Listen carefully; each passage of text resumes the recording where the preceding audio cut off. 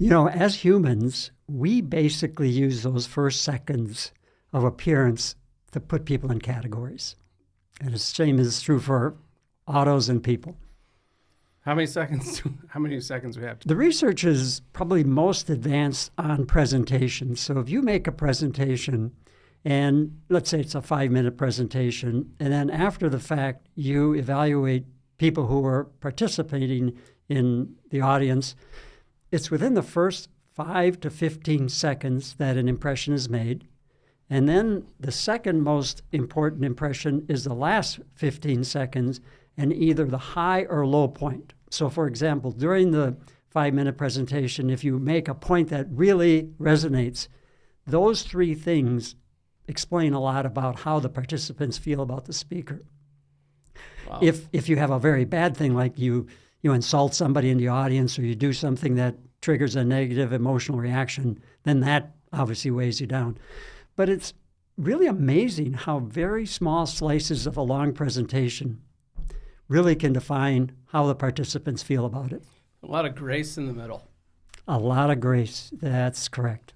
Because when people are starting to fog over, you think, or because impression made, I kind of get the sense of what's going on here. It's an interesting question. I think one hypothesis, and I'm not an expert in this at this point, but is that you remember things differently than you experience them.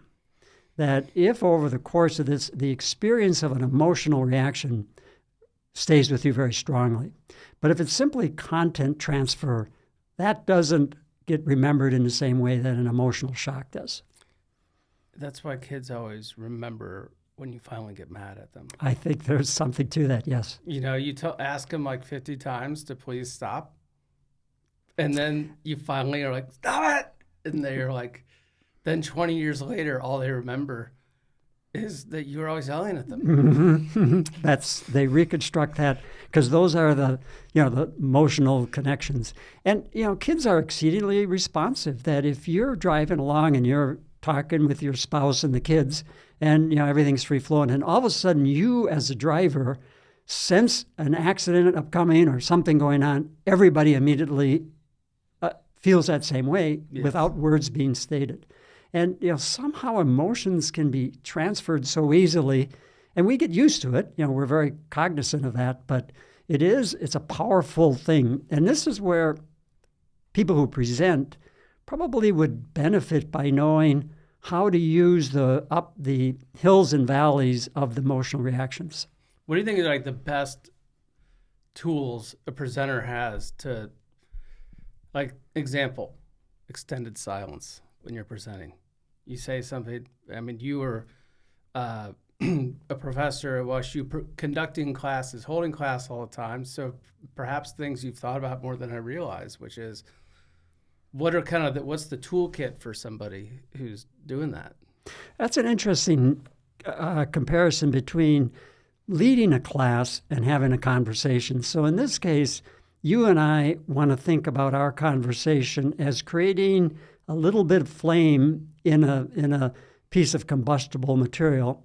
I start the flame a little bit and I hand it to you and you grow that flame and you hand it back. So the idea is to keep that flame alive and both of us engaged in having the connection, the theory of minds where we're reading each other's mind and we understand what engagement looks like. When you're teaching or lecturing, the big question there, I think, my philosophy was always no negative surprises. Mm-hmm. So people talk about cold calling, and I cold called in a lukewarm sort of way. So if you were in my class, Shep, I wouldn't say, hey, tell me everything you know about the balance sheet. Shep, can you help me with that? Mm-hmm. I would start off by saying, Shep, I want to talk to you about the balance sheet. So now I'm speaking with you, you know the topic, and now I can ask the question, because nothing takes energy out of the classroom more than me asking a student a question and then the student saying, would you repeat that question? Yeah. It's just a killer. That is a killer. And it's a bit of a gotcha. Having been in your classroom before, but not you in particular, but those classes, not the classes, those days can get long. And if a student, and how long were we there? Like we were there 10 hours a day or something like that. Mhm. And you may be the third teacher of the day or something. And it's not related to you. It's just at a point like a brain is like, I'm not taking any more in right now. This is a lot today. This is another reason I use what I call mental cleansers. So if we'd be talking, and I could see students sort of drifting off en masse, many of them.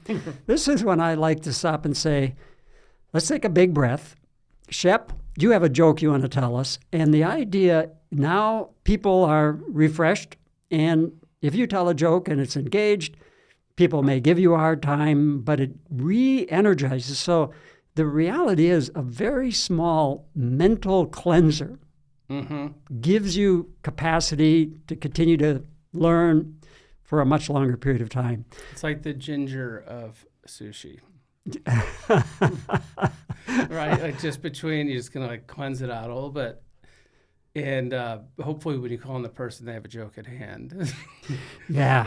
Well, I've got a story about that if we have time. Sure. Well, so back to the toolkit as a presenter, and this is top of my mind as we just talked about. I was at a funeral this weekend, and I did a eulogy, and I had to sort of, I was the fourth of four, because I'm the youngest of four, to present. And I knew going into that I was going to, how many times can you say the same thing, right? And so I knew, without asking, because we were a pretty well-oiled system, all of us, I knew without asking, we're going to go in birth order. I'm the youngest. Mm-hmm. And so we are so birth order in our family. Like, if you didn't know, you'd be like, oldest after, based on what we said. Mine, if I were the only child, my eulogy probably been almost exactly like my brother's. Okay, but he did his. Before it, I was like, I know exactly what he's going to say. Hey, sister, me.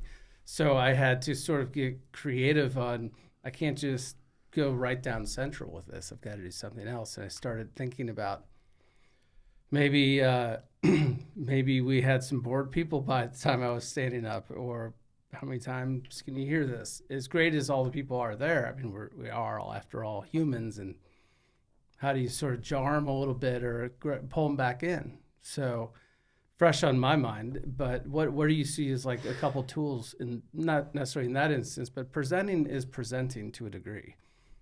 The most relevant issue for that kind of question is, what do you want to accomplish? So at the end of this, again, I'm sure a very emotional time as you were given the eulogy, that do you want your siblings to say, yeah, Shep gave me an insight I didn't have, but absolutely true? Do you want the audience to say, the family's in harmony? Or do you want to say, I was authentic to the way I felt? There is a delivery here, a content that maybe was a little unknown to others, but this is the audience, this is the stage on which to express that. Mm-hmm. So the first question a communication professional would ask is, what do you want to accomplish, and who's your target audience? Now, you talked about, the pregnant pause or the long pause. These can be most effective, particularly in these emotional laden things where you have highs and lows, and you really, you want people to really relive the importance of the person you're speaking about. Mm-hmm. But I think the other thing besides knowing the target audience and what you want to accomplish is, how do you see yourself as a presenter? Some people use humor very effortlessly. Some people feel that they want to be perceived as an intellect. And years ago, I saw this study. I'm not sure actually if it's relevant, but it still affects me, that people use their hands differently. And the study that I read, and I'm not claiming this is a study that would hold up to meta-analysis, but intelligent people use hand motions high up near their head, and very kind of more sensual people use hand motions down near their waist. And that the hand motions that you would use actually are perceived to reinforce that. So the element of authenticity, that work to your strengths. So if you were the fourth sibling and always known as the scholarly type or the humorous type or the athletic type, you want to relive your brand, or especially if that brand is true to you. Yeah. So don't go off your own script. How did you do? I mean, how do you evaluate? How do I think I did? I think I couldn't have, for me, done better. Your objectives are, as the youngest, is you never want to get left in the dust, right? And so and that's sort of also a family culture thing as well, right? What's the standard that's been set around there? But I think that mine was really engaging, and I told a story, and it was a make-believe story. And I mean, to tell you, it was a story about, because my dad passed away 27 years ago, and so it was and my mom could be a little cantankerous, but in a very, like, somehow she always got away with it, right? Because she wasn't like crazy. She wasn't like a crazy person or anything. She didn't suffer fools gladly type of thing. And growing up in the house, it was like you had 5 seconds, like 15, like, you better shoot me straight. And so what I did was I kind of did a 2-part thing, which was, 3 parts, which I stood up and said I agree with everything they just said. And I'm not going to cover a bit of it. I'm just going to leave it at I agree. And I said there were tough times. There were times I didn't want to relive, and there were great times that I wish I had in a bottle on a shelf. And she could make you feel like the only star in the sky. And then, but I said enough of that. What I really want to do is share with you one of her parenting concepts. And then I'm going to tell you about my daydream.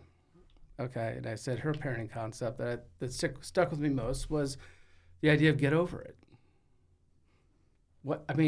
Regardless of the size of magnitude of the issue that was brought to her attention, you could place your bet that she's going to say get over it. And she didn't mean bottle it up. She meant get over it. Like, it doesn't have to be right this second, but this is the last time we'll talk about it. But or else she'll be like, well, I'm putting you in therapy or something. Like, she took action, right? So I told her, shared that with the group at the chapel, and then talked about, I started thinking about, when someone passes away, their soul leaves their body, which I believe it, heaven or whatever you believe, but it's a better place. And I just kind of spoofed on the idea of mom just ping showing up there. And what was that like? I thought, well, even though you've got the nod to go to heaven, maybe there's a check-in line. And so I wasn't describing her. I was trying to walk people through what she might be like in that long line and the moves she might have pulled to get to the front of it, and, working over the guy at the gate and, trying to expedite her process. And then I quickly turned to when she crossed over the threshold into that kingdom, that it was an idea that every person that walks across there gets their own version of heaven, right? So she didn't know it, but it was kind of like when Dan Aykroyd thinks of the Stay Puft Marshmallow Man. He didn't know it just sort of occurred. And so she walks in and just talked about it was vacuously quiet, almost surprisingly, and green grass forever, bluest sky ever, but no one was there. Except then she heard my dad's voice say, hey, Kate. Yeah. He was the only one in the world that called her Kate. And she turned around. He'd been sitting at the gate the whole time waiting for her. Wow, that's some powerful imagery. And that he said, hey, Kitty, there are no clocks here. How long have I been sitting here? She said, 27 years. Kids are grown, got 9 grandkids. He's like, will you sit down with me? And da-da-da. She goes, hold on. You're kind of in deep trouble. You left 27 years ago at the most expensive time. You got explaining to do. And he goes, Kitty, get over it. So the reciprocity, full circle, yeah. And I really liked it. And back to the objective part, right? Which was, what was the objective? I would say there were so many balancing things I was doing there. I wanted to tell people about her. But knowing I was going forth, I didn't want to sit there and list virtues and characteristics and, Right. idiosyncrasies and things like that. And I was like, that's going to be real stale. The people in there knew her. So I mean, you have to say those things. You have to. But knowing that they'd already be said, I was like, let's just all walk together through this long line with her and just watch her, the stuff that she does. And knowing that everyone would think that's hilarious because they've all experienced it one degree or another. And sort of, she'd never quite lied, but, maybe withheld something or, was sort of maybe challenging, she'd pass someone in line and be like, I don't know if you're in the right line, kind of things. And so, but anyway, I think my objective was I want to make people laugh and remember her. And then I just wanted to have a very sort of very real, not stage pause, when she walks across that threshold. It's just vacuously quiet. And I was like, it's going to be very powerful for people to live that moment, because I think it's a moment that people think about one degree or the other. What's that like? I also want to leave people on a really high note, which is this reunion of these two people. What's interesting, the story arc seems really novel. That for your opportunity to express your feeling, because the story will be remembered by the audience, and you're characterizing a trip and a journey that she's on now and giving it context. And the fact that you bring your dad in that way, really a very appropriate way to connect the dots. But it isn't a linear story. It's a story where there's some controversy, that instead of all blissful reunions, it's like she maintains her human aspect of saying, hold it, buddy. We've got to have a conversation. Yeah, I'm glad to see you too, pal. But, but he knew what she didn't know, which is all that she didn't know yet. Like, all that stress is washed away. And he could say that knowing that it's all over. You're good. Yeah. Yeah, that's all washed away. These type of opportunities can be very cleansing to one's own soul, that as you were reflecting on that. And I do think that it's a defining moment, because you really don't get practice on doing these things very often, but they cast a shadow with yourself and with your loved ones. So good for you. It's hard, but it's hard. It's kind of like, hey, you've got 5 minutes to summarize, 47 years of, maybe, 40 active memory years of living with this person. And you just touched on something that's so true, which is you don't want to say anything for the sake of it being a eulogy. You don't be pressured into saying something you wouldn't stand behind. And I had a great relationship with her, so that wasn't an issue, but I didn't want to overstate something that I didn't. My experience was largely very positive and loving, but, she was someone who was very serious on having serious kids. And sometimes that's not always the best experience, for either, by the way. She didn't relish in that. I imagine that when she had to take corrective action on whatever it may have been, that it's so much easier not to. But she was thinking about, well, what's this look like in 10 years? So we, a few minutes ago, talked about how participants react to a speech, that the first 5 seconds and the last 15 seconds and the highlight of either the best moments or the worst moments.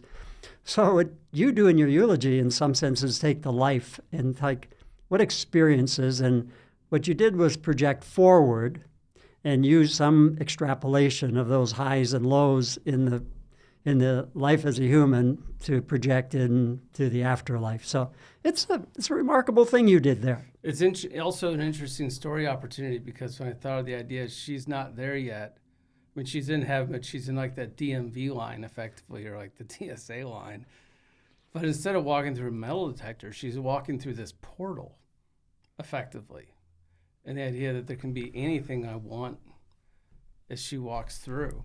And the idea, what I opened up with, was the idea of when she says, get over it, we're going to get over it. I'm going to show you how we get over it. Yeah. And we're going to do it by creating a scenario that makes us so happy that it's not reasonable that we're currently sad. Mm-hmm.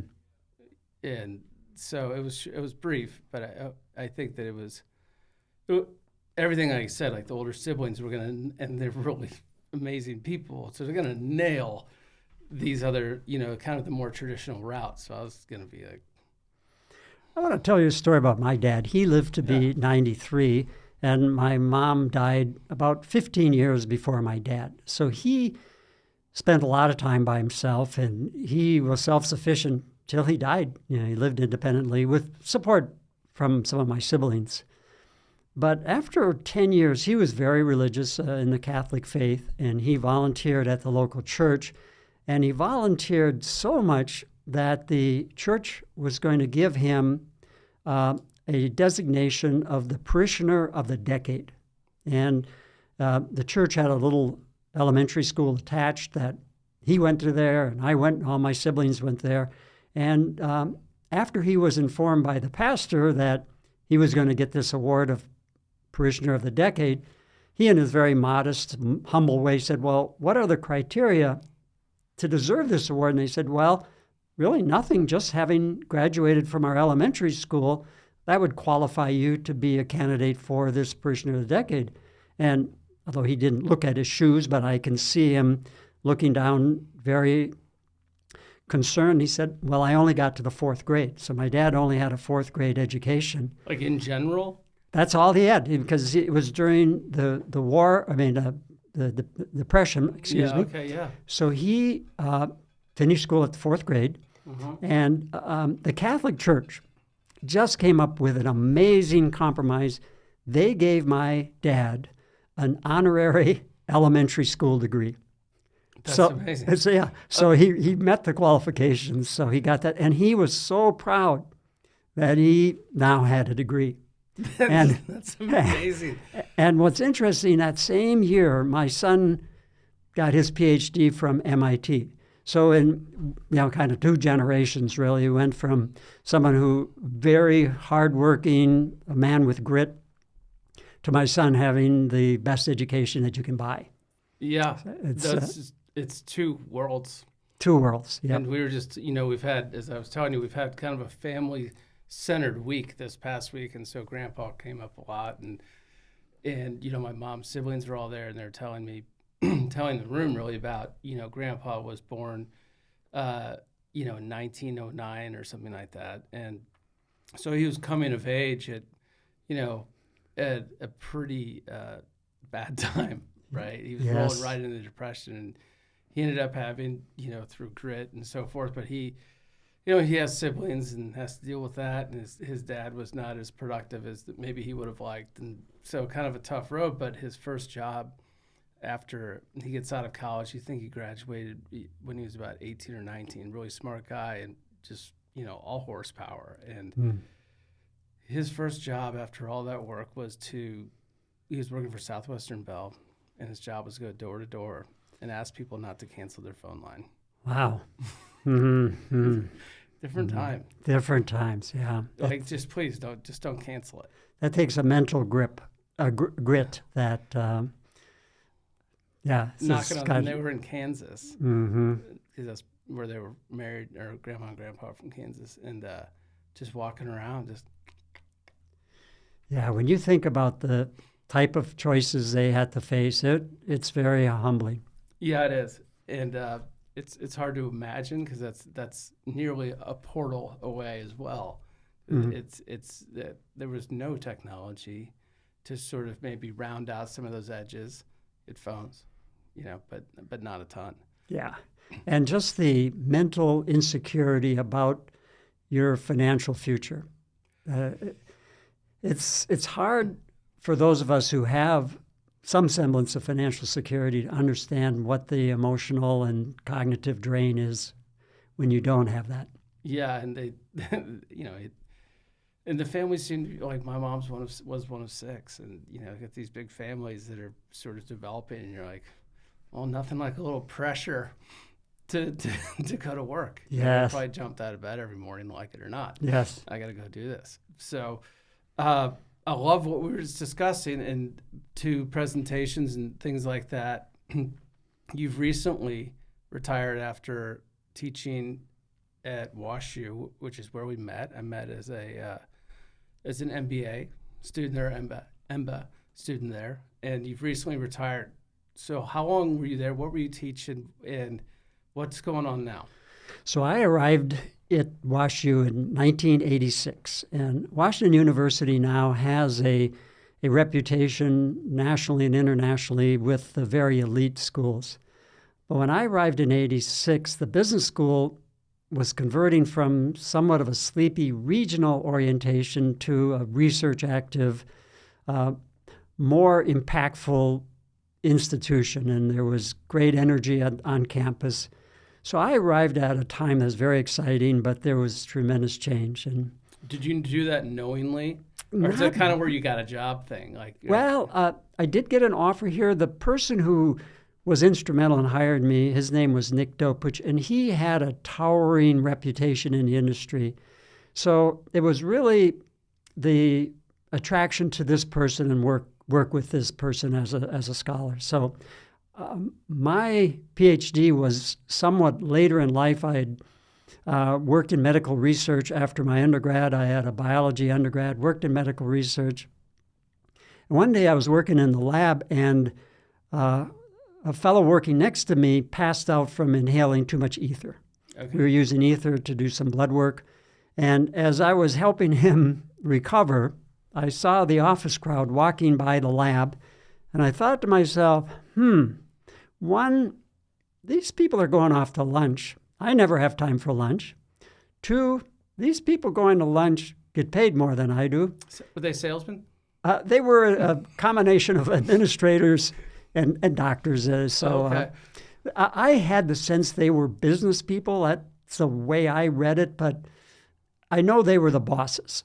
And then the third thing is they weren't inhaling ether, and that day I decided to get an MBA. So I'm doing something wrong. I'm doing something wrong. And, I was not naturally a good bench chemist. I was doing bench chemistry, and so I went and got an MBA, and when I finished, I had a chance to go into banking and do several other things, but I also had a chance to teach at a local teaching school in Wisconsin. So I took that, and I took the teaching. I just loved it. And I did Were you surprised? Yeah, because I always envisioned myself. So I grew up on a farm, and I was quite a good tactician when it came to farming. I don't know if I was any good at strategy, but I could figure out how to feed milk cows. Right. Which is actually really important. Yeah, I think farm work does teach you some resilience and self-sufficiency. So a lot of bush fixing going on. I had a chopper that I would run that had flywheels that the cotter pin would break on the chopper, and before the flywheels came to a coasting end, I could change that. You had something that lined up with the RPMs? And I would do it, and it was totally dangerous because the machine was still kind of coasting, and it's just a chopper, but it broke so often, and I fixed it so frequently that I could do that. So I was actually quite a good user of equipment and tactician for getting things done, but I didn't have any core talent like fixing equipment so much. But anyway, I didn't think farming was going to be my future, so I went off to college, and the rest is kind of history. But so I've been here at WashU since '86, and it's been delightful. I love WashU. Very, very appreciative of my experience, and I think the best job you can have is being a college professor because you age, but your student body stays young, right? Because you keep getting new ones. So new ideas, new energy. I just love the excitement of seeing students have the light come on. So I feel like I was very blessed. So you were inspired by a guy that you got to talk to at WashU at the time, that you kind of poking your head up, looking around, and went over there. Did you go there explicitly to be in economics, accounting world? Right. So I got my PhD in business administration with an accounting emphasis, and I'd gotten a CPA while I was between my biology work and my PhD. So I had the credentials. So I interviewed. Faculty members do have a national audience. So I interviewed at schools like Carnegie Mellon and Minnesota and Washington and Oregon. And I didn't really know much about St. Louis. I grew up in Wisconsin. I'd lived on the East Coast in Rhode Island. Got my PhD at Arizona. So when St. Louis became an option, I have to say I came here because of the mentor I had. I didn't know that much about WashU, and I didn't know anything about St. Louis. As a measure of thoroughness. Yeah. But it was the right choice, and so it's been a tremendous run. So I think St. Louis is really a town that has a lot going for it, but it's got its insecurities. It needs a bump. There couldn't said it better. There are things that we have so many great things here that are well worth preserving and keeping going, and we'll get it straightened out, but probably not a today thing. Yes, agreed. So you were doing an accounting. As you were talking, I was wondering, are numbers easy for you? I think my strength is understanding the intuition of numbers and putting the story behind the numbers. So I always thought that many people, when I taught accounting to executive MBAs, they said, well, how is it that accounting is something important for executive MBAs? And they conflated the idea of what an accountant does and what accounting is. Mm-hmm. So you can think of accounting as having two important things. One is a language, and two, it's a lens to see the business. So when you think about accounting metrics, what executives need to do is to be able to see how metrics move you towards or away from your strategy. And metrics are often abused. You have vanity metrics, you've got cover your butt metrics, you've got metrics that are part of overall evaluation. But a manager or leader who uses metrics to help you step in the direction of success towards your strategy, that's really what I focused on. Yeah, it's really fun to look at the good ones. You know what I mean? But you're right, and that's something that we talked a lot about, all the different ratios that we should be evaluating to really make sure that those vanity metrics don't win you over too much, and right-siding this whole balance sheet and income statements to make sure that the business is doing whatever your objective is, exactly. that you're steering it that way. Right, and it's easy to be clouded in your vision if you have vanity metrics. And especially a startup, startup has so many critical things they have to get right that it's easy to lose sight of the forest because of the trees. So I really think accounting is a central business school element, not to do what accountants do, but to do what leaders and managers do, to see how you use metrics to move in the right direction. And it sort of, if you haven't spent time thinking about it that way, particularly as an entrepreneur, the vision of what your business is going to be at some future time can't be bothered with this accounting thing, right? Truly. And the vision's always important. It's something you come back to and tuck point over time to make sure that the vision's going the way markets are going or technology developments are going. But the accounting part is something you don't visit now and again. It's something you sit on and you're constantly evaluating. And even if you're at a smaller business, you just want to touch it frequently and make sure that you just have a very firm grasp on, you have buckets that are going well and some that are got a hole in them, and who knows what it might be, but you don't know that unless you've constructed it. Yeah. Many people think about business as financing and marketing and supply chain and product development. All those things are super important, but to a large extent, you need to have an information backbone to help you synergize and coordinate your business processes. And certainly different cycles of the business, whether startup or scaling or maturing or in a more descent area of the business, the information needs are different, but there's always a role for information. What are what are three metrics that you think across those different segments of a life cycle of a business that you think they're just always true? Well, one is a delta, the change in, and you can think of the change in the top line or the bottom line. The elements of a successful business is you can focus on the inputs or the focus on the outputs. And I think most well-adjusted businesses have some nice combination of those two. But the most elementary metrics that a startup would have is, of course, moving towards product market fit and the ability to monetize your ideas. So this would be elements of not so much financial metrics, but product-related metrics. Mm-hmm. And it's hard to measure how good your team is. You can talk maybe about the years of experience they have, or their IQs, or what kind of degrees they have. But articulating your team and having, in essence, a balance sheet of your talent pool, it's rather hard to do. But again, that would be a good metric to have. And sometimes it's, again, how you translate input into output. So if you had to evaluate or somehow quantify a team, how would you go about it? How do you even start that? Is it just, we've set out, as an example, we've set out to develop these different softwares, and we got them all done, and everyone's still here. How would you begin to quantify that or rate that?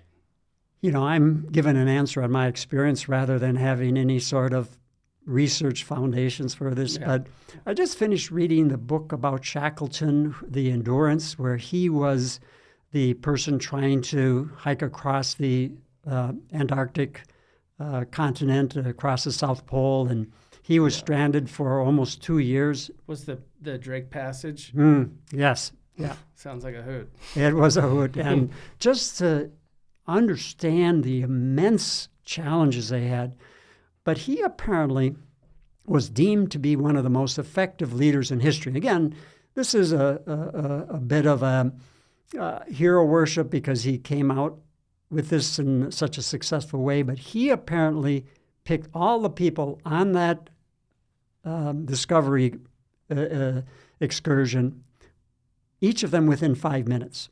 That his idea was, he very quickly summed up a person and had a vision of what the job was with the person and made very, very quick decisions. I think that the science behind talent selection is rather distorted. As humans, we tend to look for people that may have characteristics that we're comfortable with or that we're familiar with. And the research is pretty strong that if you look at something somewhat objectively determined, like the ability to play a musical instrument, that if you put people behind a screen so you can't see them versus watching them play the instrument, you pick a different group.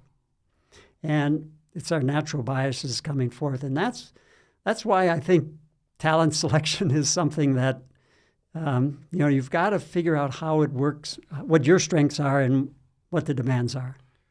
Well, back to the opening comment about having a set, and looks can be deceiving or looks can be true. But that's a neat idea, that kind of the blind taste test a little bit. Yes. On talent. And what they found that you're more likely to, or did they comment? Well, there are regularities that I think these experiments were looking at selection between men and women. Do men and women get picked equally when you're seeing them in person versus behind? And I don't know exactly the statistics, but I think the meta-analysis suggests that people tend to be better if, again, judging these things that have the objective basis, when you can evaluate the talent that they're trying to embody as opposed to the person along with that talent. Those are hard things to suss out, because even if you are you're not going to live with them behind the curtain. You right. know, so it's kind of someone who can sort of figure out, okay, here's what I'm seeing, here's what I'm hearing, and someone who could decode that like instantly, Shackleton, who I think must have been kind of crazy. He was. I mean, what was he wearing when they were crossing Antarctica? Like, what era is this? The Early 1900s. Yeah, so they're wearing like wool socks, and what kind of coats are they wearing? Yeah, they're just wool coats, or they did have Cover them in wax or something like that. Mm-hmm. They had fur coats that actually, I think, a particular type of sheep, but the fur wore off and actually became a bit of a problem because they wore them, they just had one set of clothes. And it's an amazing story of survival. Yeah, that's like, and he came back. Came back. And did he go there again, or he couldn't get funded? I can't remember. Well, he became an international hero. I don't think he ever went back. I mean, he was kind of a Lindbergh of his time. Yes. But just in a different direction. It was an era of discovery. I mean, that really is, takes a special kind of person to, like, I'm going down there, I'm taking these people who I just knew for 5 minutes, like mutiny's an option, Yeah. The ship going down the Drake Passage, which I think has been the largest consumer of vessels, I think, anywhere in the world. So his ship, the Endurance, was crushed by glacial ice in near the Antarctic, but they traveled hundreds of miles in a boat that they had 3 boats that got to an island, and then he crossed the island.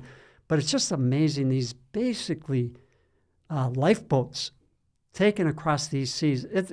He hit 1 in a million in terms of the I mean, if he did that combination same of exact thing again, I would guess if you ran that experiment 1,000 times, it would be very infrequent that you would make the outcome that he had. Wow. Maybe that's why I didn't go again. Someone's like, let me show you some odds that you beat. Yeah. And he believed in himself. But again, there's some good luck. A lot of people who maybe had equal talent didn't end up with that sort of successful outcome. But he didn't lose anyone. What was he doing prior to that got him to, I'm going to go to Antarctica? He had been on these trips before. So he was an explorer. He had the quest for both the notoriety. He would love, if the book is to be believed, that he had a quest to be well-regarded and wealthy so he could be a landed gentleman. At all costs. At all costs. Well, you come back, you make that, and you come back, and you're like, that was worth it. And he led in a way that he never asked his men to do things that he wouldn't do himself. As a matter of fact, he put himself in harm's way in a way that might not have always been the most wise.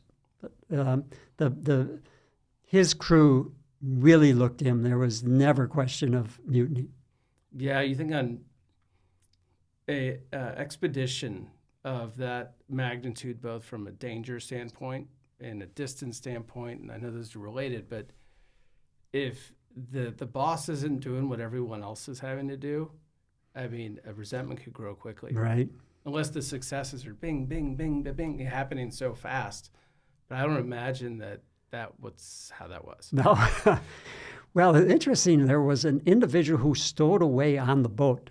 So they had a crew of, I think, 27 was supposed to be on the boat, and then somebody stowed away, and they didn't show up that he was on the boat, hiding in the boat, until they were days away from land. Jeez. And it was interesting what, basically Shackleton now had to make a decision. How do you treat this? And he was a harsh person. This was a harsh time, but he basically said, if we starve, you're the first one to starve. That if we have to send this ration food, and the person became one of the group by the end. There was no distinction between the original crew and the stowaway. But it's an arc of challenge and people being different but growing together. Well, he doesn't want to teach the crew that killing is an option, right? Like if things aren't going the way you want, you start getting violent. Like, that could come back. Or to give this person only the worst jobs or to, basically have this notion of a tit for tat mentality. Mm-hmm. Is that an adventure, an expedition you would have liked to have gone on? It is really attractive. I like adventure. I'm someone who's done a number of climbs, so I'm a person who loved the Grand Canyon. So I've been to the Grand Canyon down in 30 times maybe, spent months, camping out over the course of the past few years. I like hiking 14ers in Colorado. I've done Mount Rainier twice. I've done Whitney, which is the highest point in the continental U.S. number of times. I'm a very modest adventurer. I like those things. You had also, you were someone who wanted to be at work on Monday after. Like you, it sounded like, okay, I would like to do more here, but it sounds like you were also trying to keep it balanced. Yeah, and I do think that I loved work enough that I wanted to be there, not only because the adventure grew somewhat tiresome, which it never did. I have a friend, a very good friend, who hiked the full length of the Grand Canyon. So it's 277 miles, river miles, but it can be 500 miles, the trail that you take. Yeah. And it took him, I think, 85 days.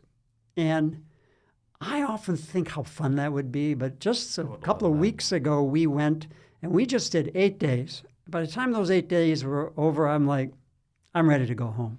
And what about that? Like, you guys were probably relatively well provisioned, and so were you tired, or were you? What about that? Were you like? Because I imagine with those types of adventures, there is a point at which, like, if I go, I'm kind of getting in shape for a bit, and it's hard. I'm adjusting, and I just found out that maybe this trip's not going to be as fun as I thought, or whatever. So, do you think you could have gotten over that hump? Not that I'm not saying you felt that there was one, by the way, but did you feel like, okay, this is going to plateau and I'll just kind of get used to this, or is it just like, this is not where I want to be? No, you raise absolutely the right question. A common conversation adventurers have is, what's the arc of being ready for what you're facing? So the longest I've been camping out overnight, I think, is 17 nights. Mm-hmm. And you ask the question, over that 17 nights, again, you're carrying, in this case, 40 pounds in your backpack. And the temperature at night got down to 20. So we were sleeping in, 20 isn't like Shackleton had, but it's cold. And I unfortunately lost my tent poles, so I didn't have a tent. So I was sleeping outside in 20-degree weather. And you're down in the basin of the... We're up on Tonto Plateau, which is halfway between the top and the river. And it's cold. And one day we got to a point where this is all off trail. So these aren't the corridor trails. These are all bushwhacking. We got stopped in a narrow ravine, Phantom Creek area, and we either had to swim or go over this unknown side trip. And I was messing around in the water trying to see if I could skirt along the side, and I fell in. So when you're wet and it's 20 degrees, it's scary. Yeah. So this was the most extreme case of being nervous about survival I've ever had. Yeah. Did it knock the wind out of you? It did. Yeah. When you get in that water and you're just like, your mentality changes real fast. Not sure what it is to be in shock, but I think I was in shock for like the next 6 hours, where I just made bad decisions. It rattled me. Now, fortunately, my buddy wasn't wet and he was able to support me. But if I was alone, it might have turned out differently. And I hope that I would have figured out, because now that I look at it, I was stranded. I was hiking alone. We separated, which one should never do, but it happened. So I was going to have to take out my air mattress, fill it with air, and then try to go across the water using my air mattress as a flotation device. I think that might have worked, but if you're totally wet and your belongings are wet, your sleeping bag, because I didn't realize I was going to be dealing with water, so I didn't have waterproof bags for my sleeping bag and my clothes. It would have been a challenge. So when I think about Shackleton, this was a very, very, very, very mild version. Yeah, this is like day one of training. That's to go exactly. on that trip. Right? I mean, that's how they lived. That's how they lived. And a number of them had toes and feet amputated because they froze, and they really aged in the process. Did they? Yeah. Yeah. Did they ever they get back and did they ever talk again, or they were just That's a good question. The book, again, this book's called Endurance, doesn't give the postscript on the trip, except to say that he became a big hero. I wonder if they were like, "That's amazing that we did that. I don't want to see any of you ever again." Yeah, it's a real hardship. I mean, I'm sure it's been to a degree romanticized how they did all of this, but how do you decide now at this stage in life who your friends are? Innately, I suppose. I mean, who can you really trust? I think is a big piece of that. And I imagine they now knew who they could trust. Yeah, so I think back if how many people do you still know from your high school or from your college experience? And, I think the evidence is pretty clear. The research shows that people who are in the military together, because of the common challenge they have to face, have a lifetime connection that most of us who aren't in the military don't get. And this is why fraternities and sororities are, in some sense, benefited by having this hazing, or college athletes who go through football practice or sports practice together. I think when you go through this common challenge, I use the word adventure in a way that suggests that an adventure is a process of undergoing a challenging activity where you learn more about yourself and learn more about the world and how the world sees you, how you show up in the world. And, I think it's these adventures, because when I look back at my college, I spent my junior year abroad, went to Copenhagen, Denmark, with 100 other people. I still today know every one of those 100 people because it was very challenging. It was a growth experience unlike any other in my college. It's kind of like the opening statement and the end statement and the emotional pings in between. Very well said, yes. You're right. And there's a segue here that I think is obvious to me as a startup founder. It's an adventure.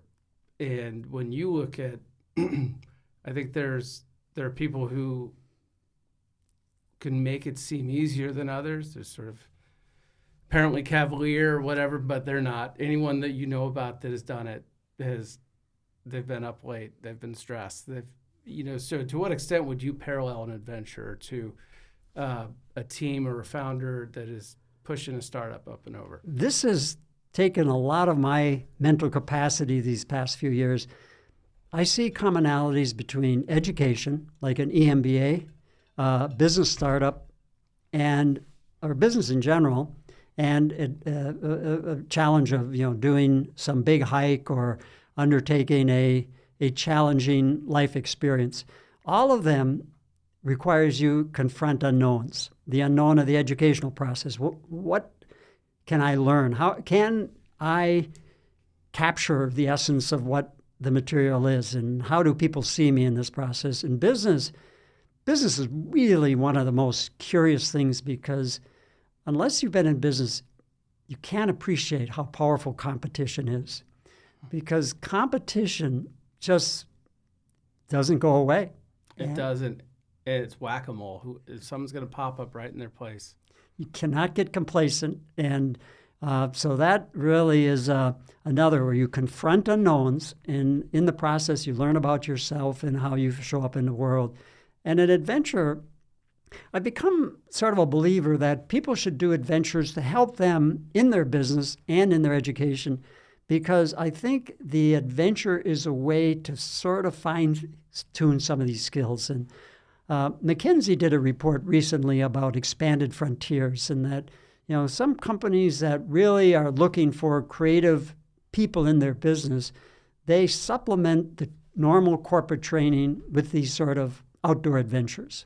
And again, it's a very strong bonding experience. And I do think you have conversations with yourself while you're doing this to say, what am I capable of? Who am I? What difference can I make? It's remarkable along this journey that with Bryzos that is, we've had stretches that we are right where we want to be, and we've had stretches that were stressful. And it's amazing how many times when I'm going through this, I'll kind of hearken back to a time that was physically strenuous. And if I can make it through that, I can make it through this. And how important that has been, through sports in particular, was starting to feel like a long time ago, but I remember it very well.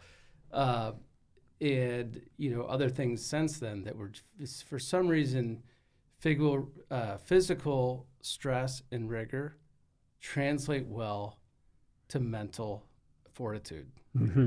And just kind of being like, well, and just for me, I always can speak for myself, but for me, I haven't really ever hit a stage of panic doing this. There have been uncomfortable times, but it's never been like, oh my God, because I know that there are things that I've done that are considerably more strenuous. I think there are great parallels in those things. I agree. You had asked earlier about my personal perception about evaluating people for hiring, and I oversimplify this a bit, but I use a car metaphor, and I say you can characterize people as how big their engine is, how tight their transmission is, and how much rubber they have on the road. So the idea of an engine is someone who's just brilliant, just natively brilliant. Mm-hmm. The element of a tight transmission or a very efficient transmission is to map inputs to outputs, and the tires are the ability to track towards the goal for, kind of not deviate, not slide off the road again in the sense of using your case of hair on fire, making random decisions. So I personally, when I invest in companies, I think about the CEOs on those three dimensions. And again, all these people are smart, so maybe it isn't a fair comparison, but I never say, let's go with the guy or the gal with the biggest engine. Mm-hmm. I always think about how would you characterize their ability to input, output, and then stay on track. And truth is, as a business, you've got to be able to pivot.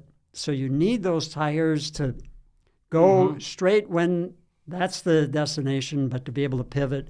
And pivoting and a process for knowing how to pivot, I think that would probably be key one when I'm talking to a founder and thinking about how I can help them or if I might invest. The question I weigh most heavily is their mindset towards pivoting.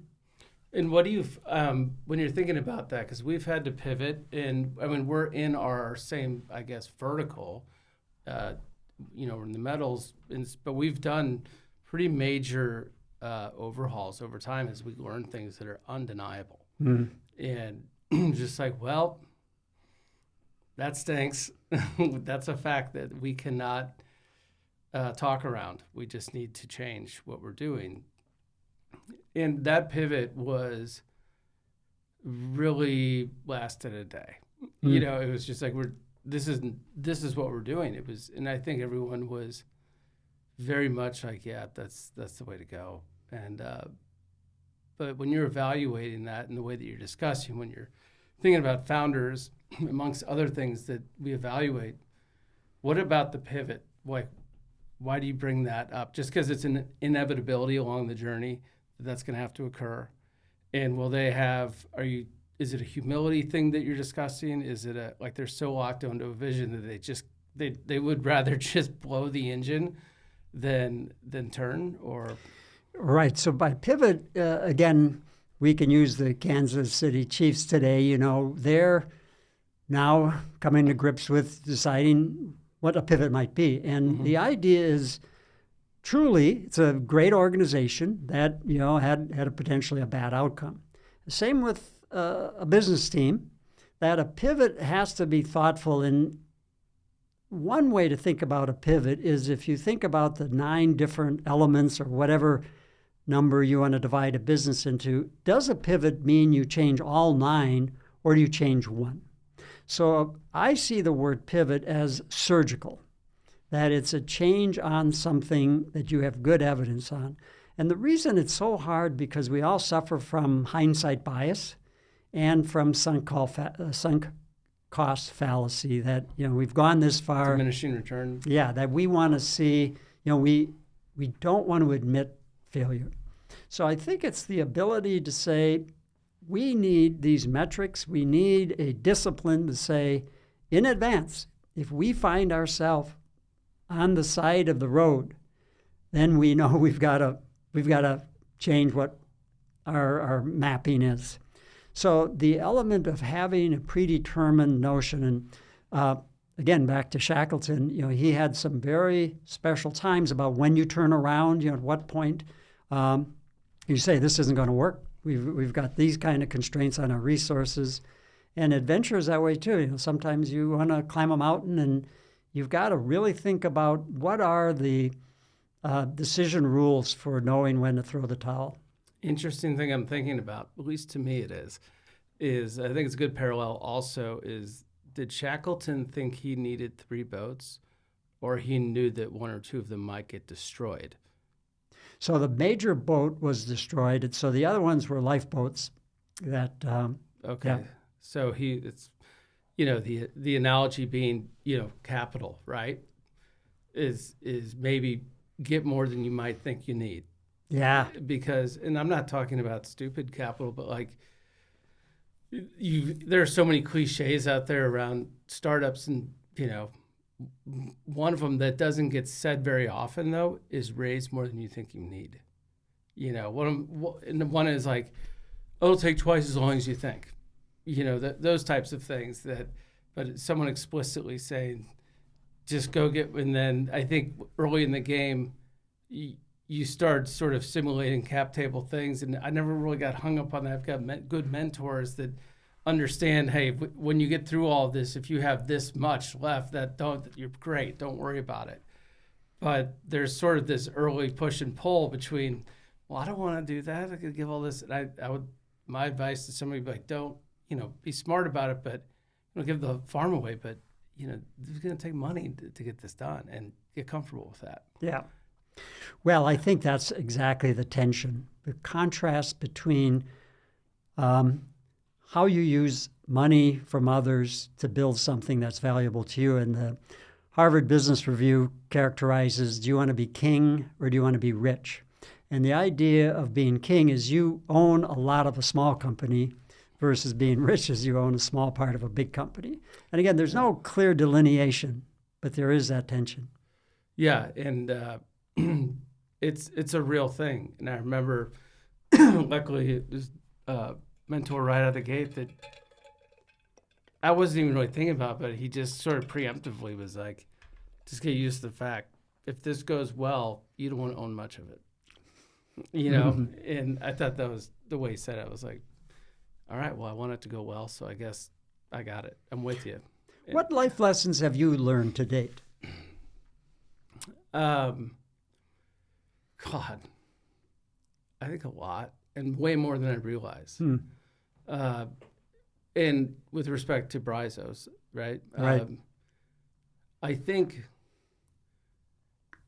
tech is different than distribution. First of all, you need the expertise, I think, to do what we're doing. Like, you have to have lived a life already in distribution to do this.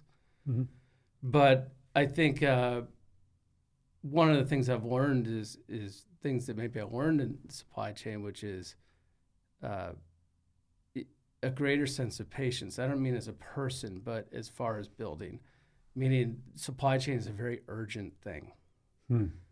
Every day you go into work, there's like a 4-alarm fire with some order that blew up. And so it's the idea of what makes a distribution company successful is not necessarily what's going to make, Bryzos successful.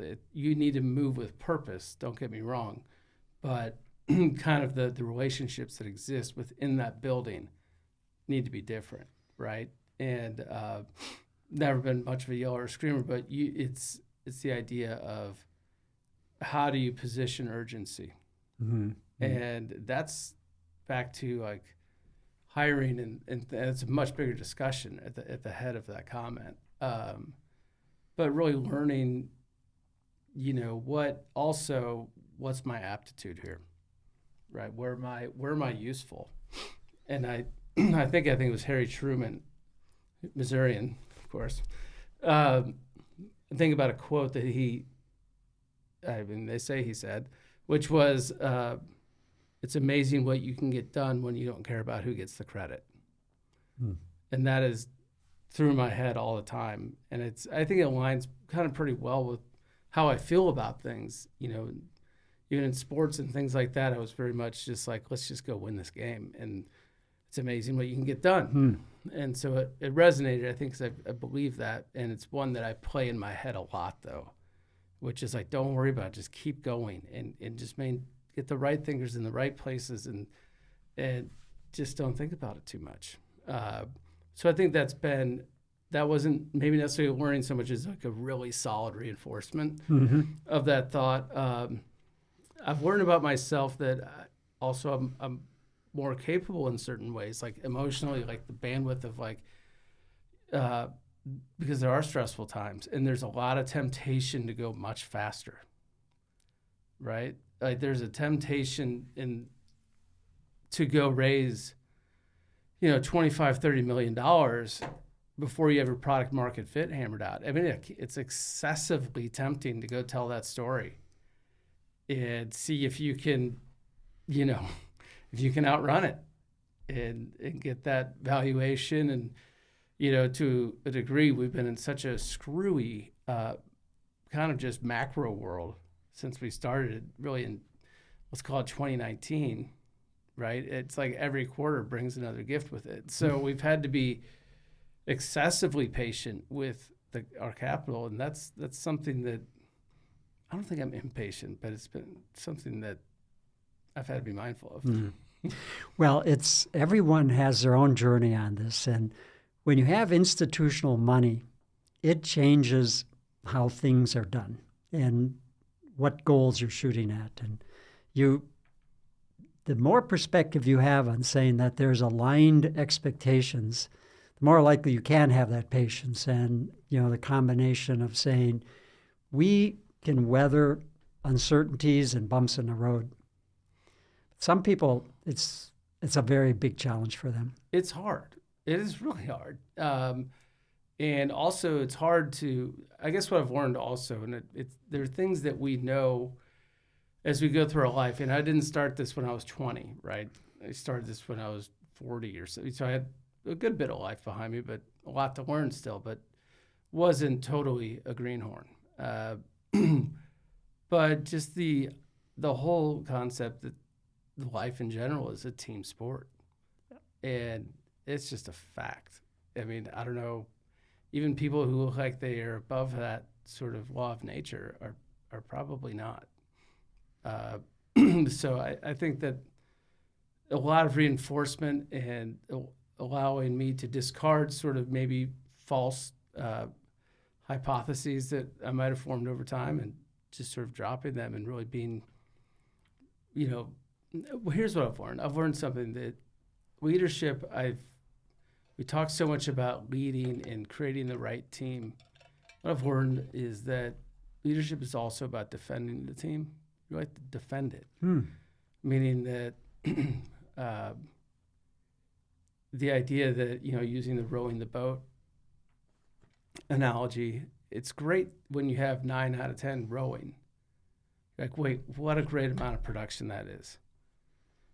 But it's so damaging when that 10th person isn't. Yeah. And what are you going to do about it?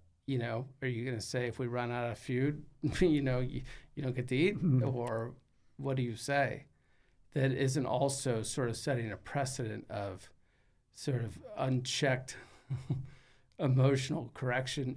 So I've really learned the idea of defending a team.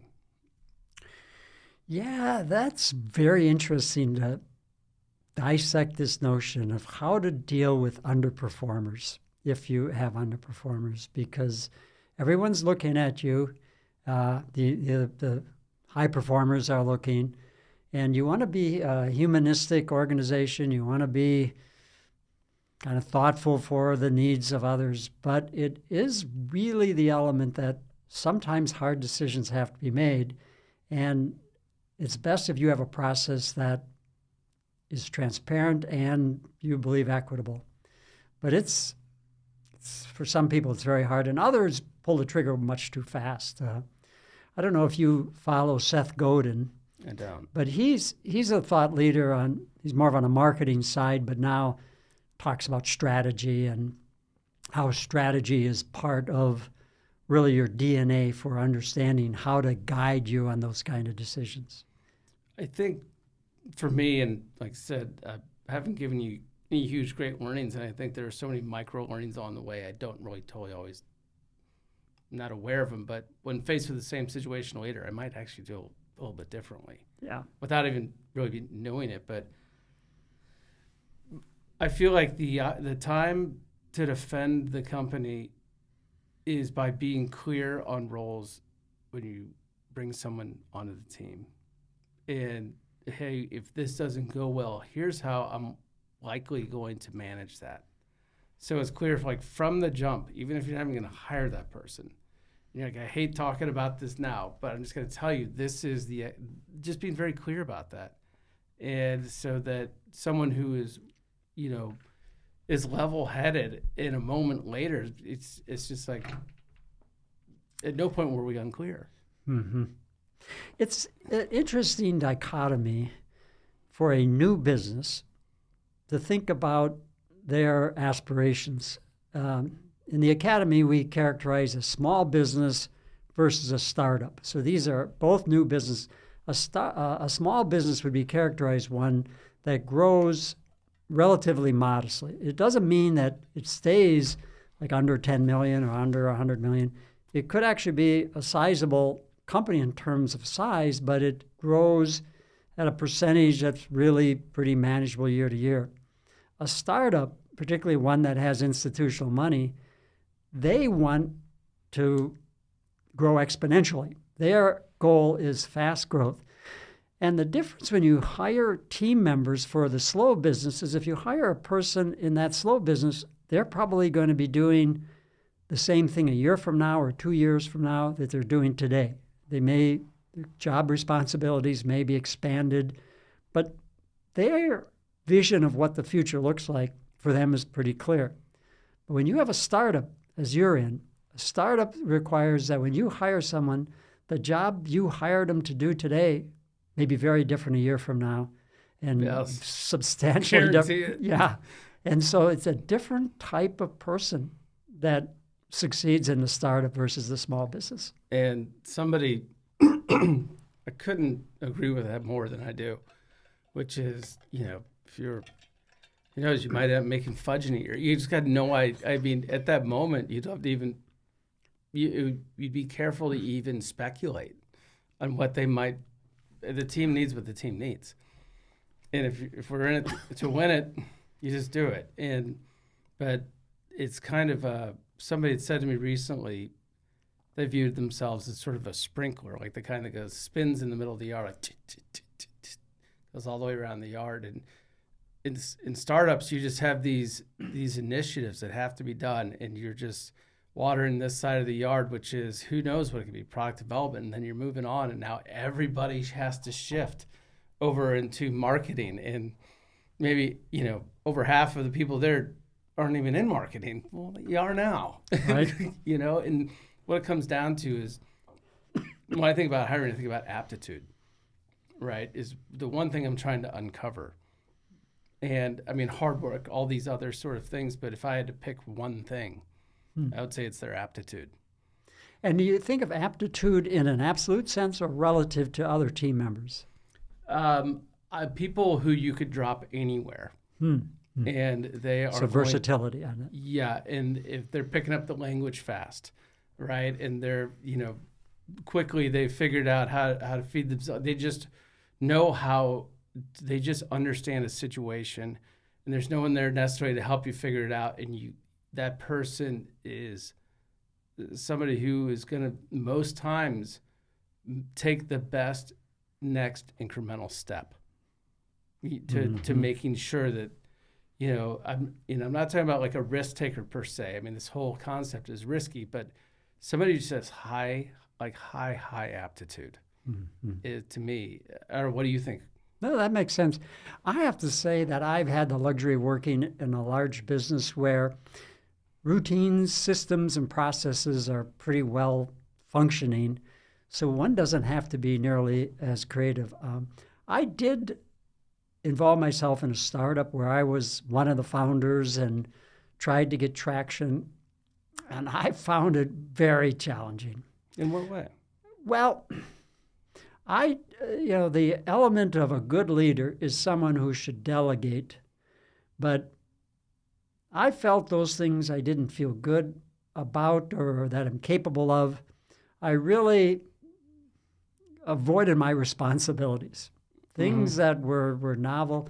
And the reality is I didn't have skin in the game. I didn't have my identity tied to success there, but I found that when I compared myself to what I saw other startups or what I thought was a good standard, I would have to say I would give myself relatively low grades. You would. So it was, and in some sense, maybe I have this self-awareness where I say, well, here are my shortcomings. If I were to undertake a startup again, I would make sure I had someone who could overcome that weakness I had.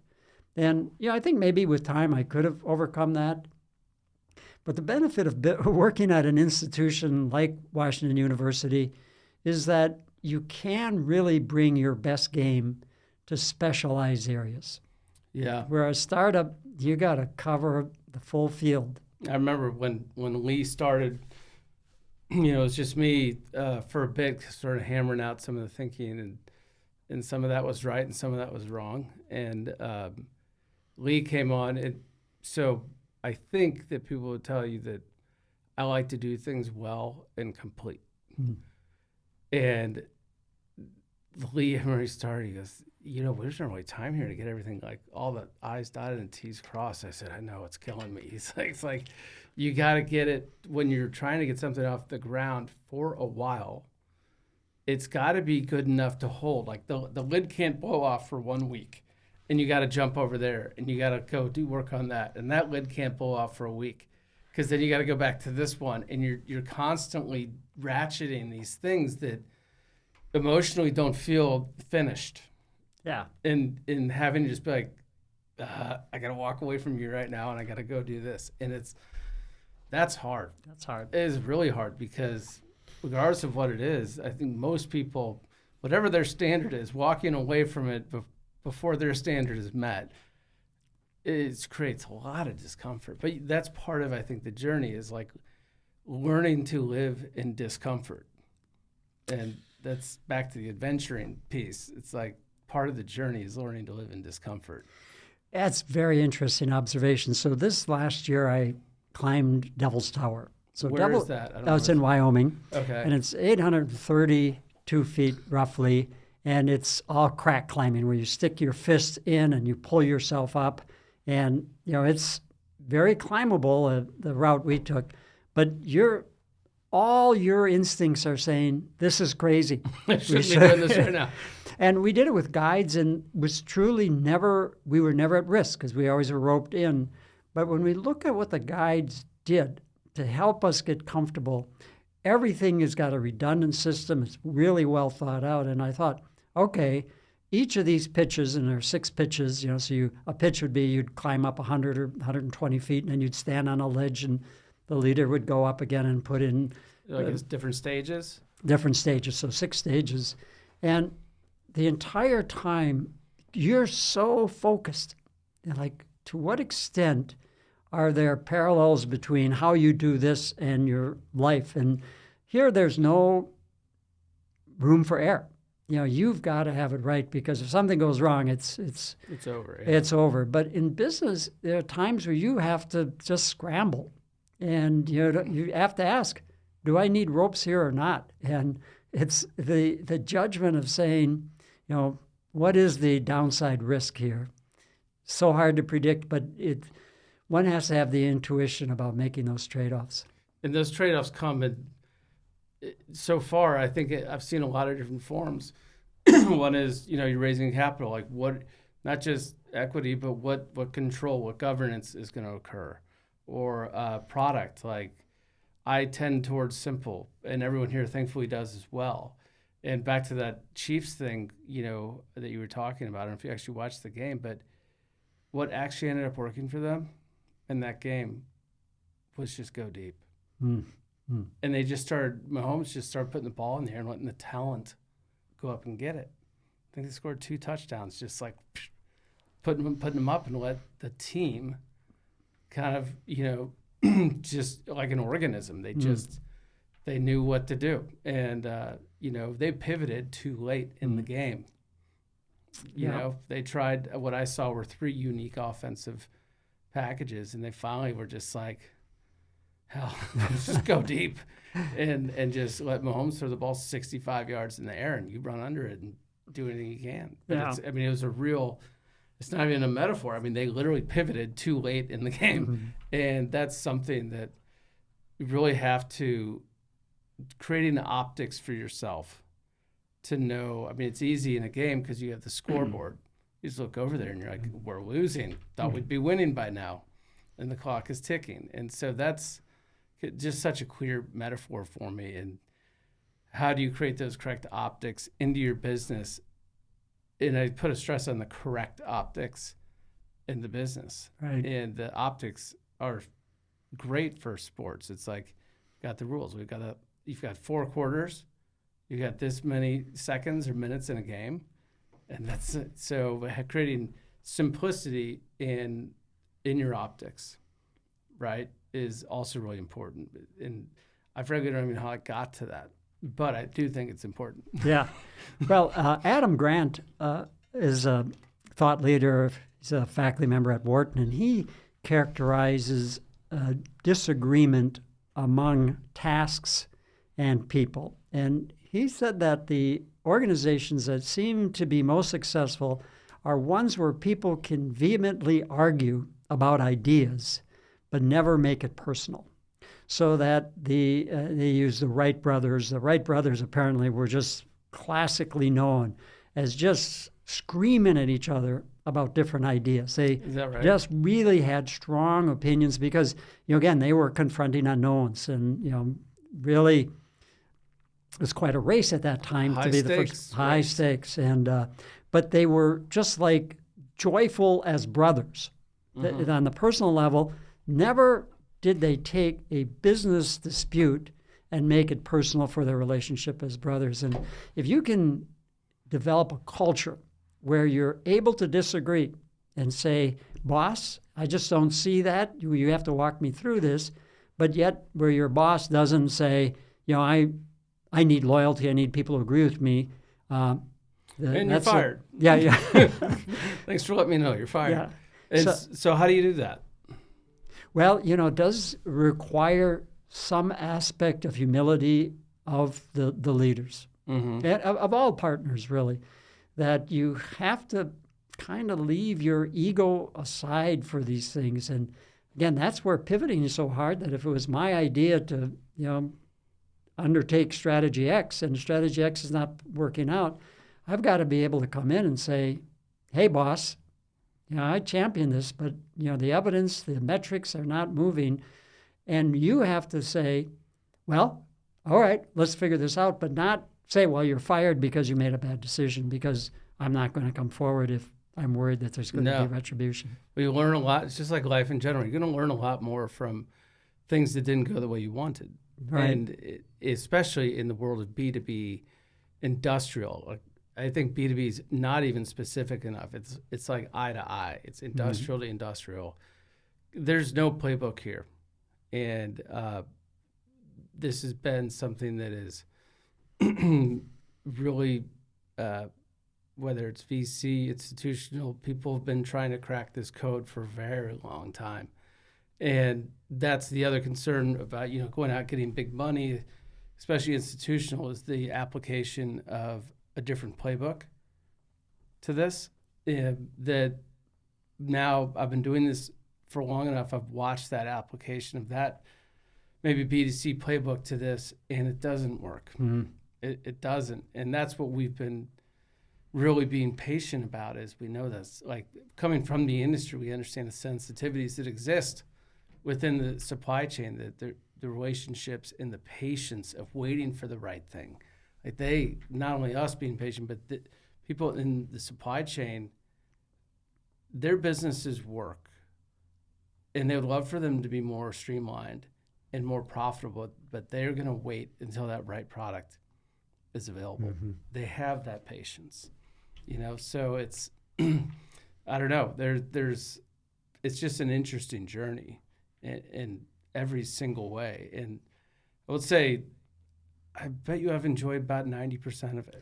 Really have. Yeah. And because I just, probably similar to you, there's kind of also an adventure side of it. But back to the point at hand, which is how do you create this environment of intellectual humility? As you saw there, we sit at that table out there, Right. that big table together, and we think out, it could go 4 hours without a word being said. But then someone just dumps something out. They're like, I'm sitting here thinking about this. And we just have this built-in, we just sit there and we'll kick it around. And you have to just be ready to be like, I was wrong about that. Mm-hmm. I really was expecting a different result. You nailed it. And that, luckily, I forget who it was. It was WashU, actually, when we were learning the concept of team and these different stages of a team. And to your point, you're starting to get down to pay dirt on your team when you can have meaningful disagreements, and on the other side comes the solution or a step closer to the solution. And to your point about, war buddies being closer, if it's done correctly, you've had this skirmish and you're a little bit closer when you're finished. Yes. Yeah. If that makes sense. Yeah, no, it's a process that ebbs and flows quite quickly. And the wonderful thing about a healthy team is that if you get the big picture right, the little things will take care of themselves. Yeah. But what would be an example of the big thing? Just like the members of the team? Well, I think the members, but I think the element that rises in my list of priorities for teams or for you, the CEO, to get right is chase one rabbit. And, you're saying the sprinkler, you water the whole lawn evenly.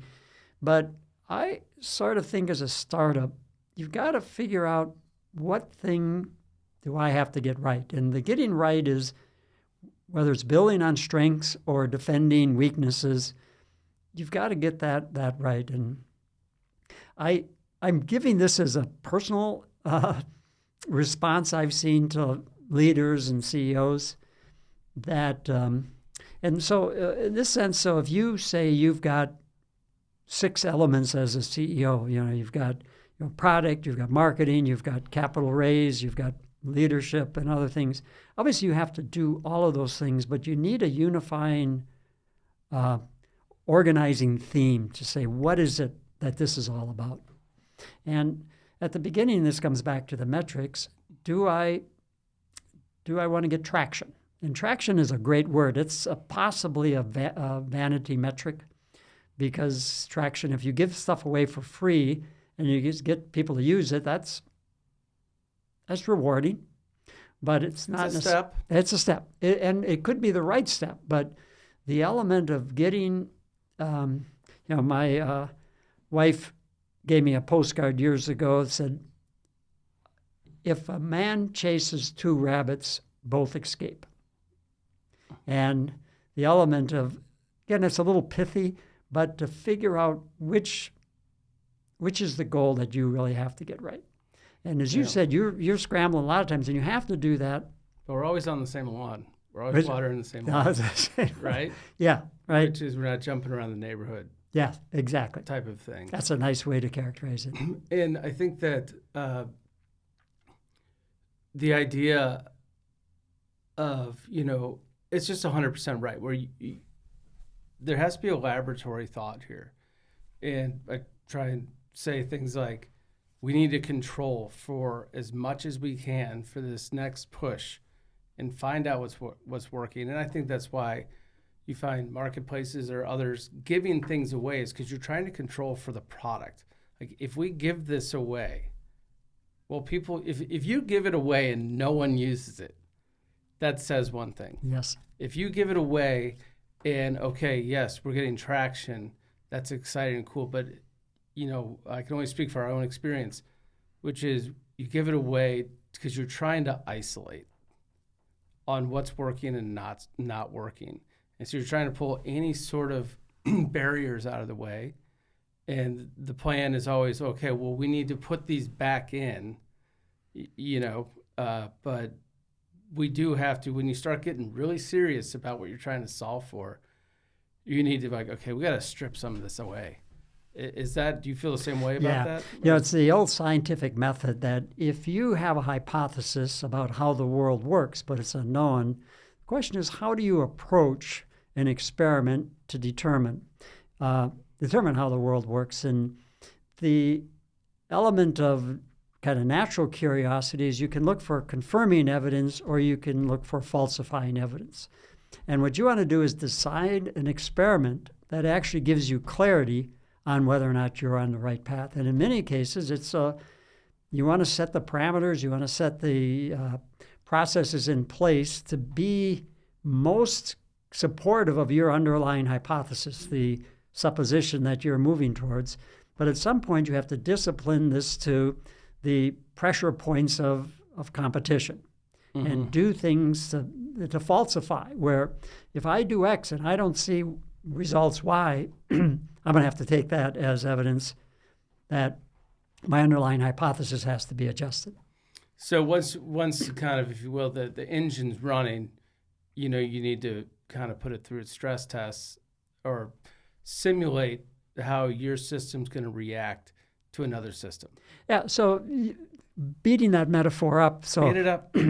So if we were designing the car or the airplane, we make the conditions as ideal as we can as we test those first ideas. So we park on a downhill, we make sure we've, got a good road. And so that the element to say, is this car working? We give it the best conditions possible.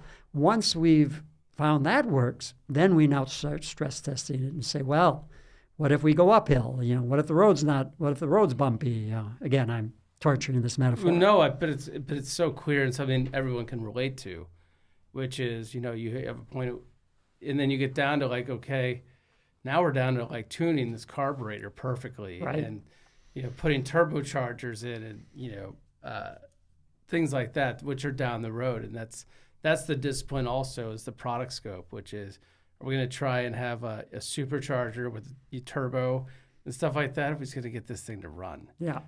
Well, that's the problem when you're trying to get the car to run and people are trying to figure out what the right paint job is.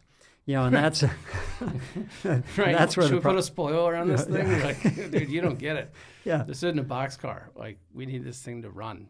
Got it. And there are a lot of other topics I wanted to cover with you, and maybe I can drag you back over here again sometime. But things that we wanted to discuss. But I don't want to run too long with you today, and just want to say thank you for coming. Yeah, it's been my great pleasure. It's been fun.